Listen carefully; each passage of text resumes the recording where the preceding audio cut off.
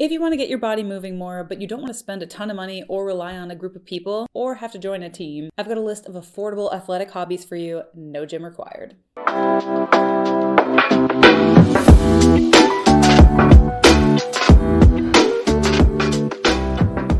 Emy a serial hobby hopper living in Los Angeles, and while I love just about any kind of activity, I have never been someone I would consider athletic. And I am definitely not a team sports girly. First, honestly, I don't like letting people see me be bad at things. And second, I'm a sweaty girl. Me running around is not cute. Well, there's nothing wrong with that. I personally don't like it. That said, I care a lot about my health, so it's important for me to stay active. So how do you do that without spending a ton of money? Well, I've got a few hobbies for you that will let you do just that. You may have to get a little creative, but I promise it is so worth it to stay in shape, feel good about yourself, and save a little bit of money. First up are the obvious ones. Things like running, hiking, dance, swimming, or yoga, where you don't really need anything except for your own body, and maybe a YouTube video or two. You have some flexibility with these activities because there are a few different places you can do them. If you live near the ocean, you can go for a swim or a run on the beach. If you already have a gym membership, you can swim laps or run on the treadmill. All you have to do is set time aside a few times a week and just do this activity. These are the easiest ones to get into because you don't need anything, you just need a little willpower. To help with that, I like to give myself little rewards, things like a bubble bath after a run, or a task tracker / mental wellness app. I really love Finch. You get a cute little bird that you get to track your activities with and get like points and clothes and things for everything you complete. So that's how I help motivate myself. Or even using the idea of body doubling where you and your friend are doing the same thing at the same time. So maybe you don't actually have to go running with your friend, but you can agree that at 5 o'clock every day you go for a run while they go for a run in their neighborhood. Sometimes just having the obligation to check in with somebody else is enough motivation to get you going. Next is racquetball. I've never been good at any kind of sport where something comes at you and you have to hit it. Think baseball, softball, tennis. Partially because I'm not very coordinated, partially because I have an astigmatism and I feel like it makes it so I can't see things exactly right. And I feel like it makes it harder for me to tell like where my racket's actually going to hit, if that makes sense.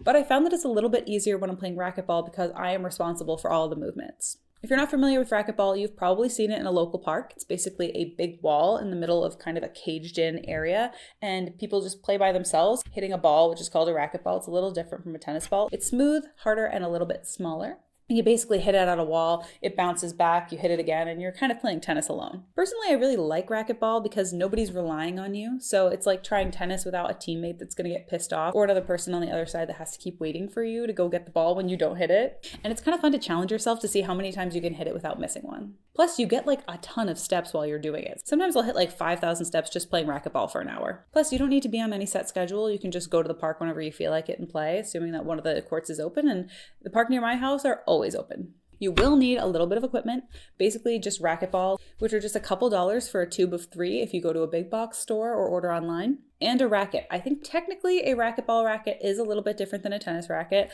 I personally don't know the difference. I'm not trying to go pro, so I just went to a thrift store and bought a racket for $6. And guess what? It has been fine.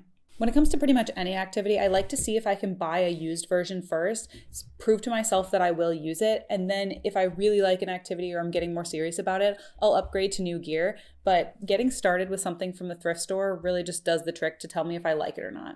Similar to that is golf. While you do usually need at least a few people to go play on a course, and it can be a little bit pricey, it is not unaffordable to go practice at a driving range.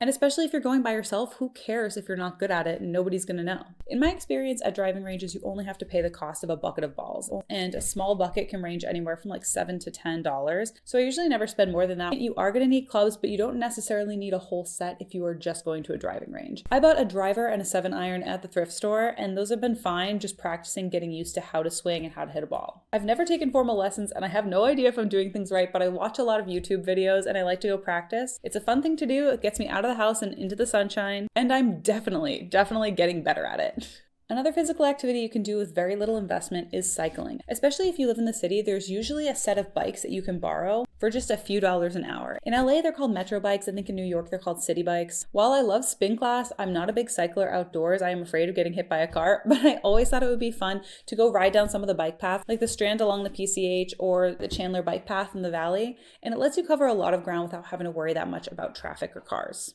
But you should look out for pedestrians. I also don't think it's a bad idea to get a helmet, even if you're not required to wear one. You can pick one up for about $20. I think it's worth it for your safety.